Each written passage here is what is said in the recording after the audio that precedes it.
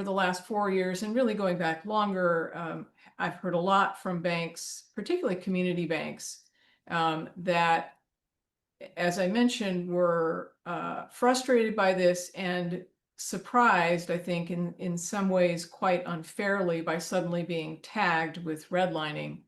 Paul mentioned the example of a bank that might be actually making more loans in Black neighborhoods than some of their so-called peers. That's a whole nother conversation in and of itself, but let's assume they really are a peer. To a CEO, they sort of scratch their head and say, well, why does the government think I intend to avoid Black neighborhoods if I'm actually making more loans there than some of the other lenders who happen to rank higher or better on this list because of that proportional test? So, there's a sort of frustration that was building up about that. We could delve into other areas of the government's approach to redlining that are frustrating, but I think, the proportional distribution test, the sort of surprise, hey, you're redlining, particularly where the bank may have been examined, a year before or 2 years before or 3 years before and told, no, everything's fine.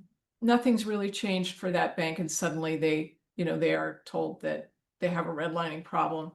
And of course, there is this interplay with Community Reinvestment Act. And while that sort of looks at the banks lending across the income levels of neighborhoods, we all know in most MSAs, not all, but in many or most, low and moderate income is going to overlay with minority neighborhoods. So if a bank gets a satisfactory CRA rating or even an outstanding one, and then sometimes it is the same regulator, it might be the prudential regulator that has examined them for CRA and has said you're satisfactory or you're outstanding, then comes in a year later and says, but you have a redlining problem.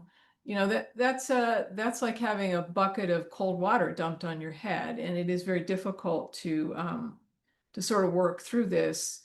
And particularly if it does get to the point of a public enforcement action, the reputational hit is enormous.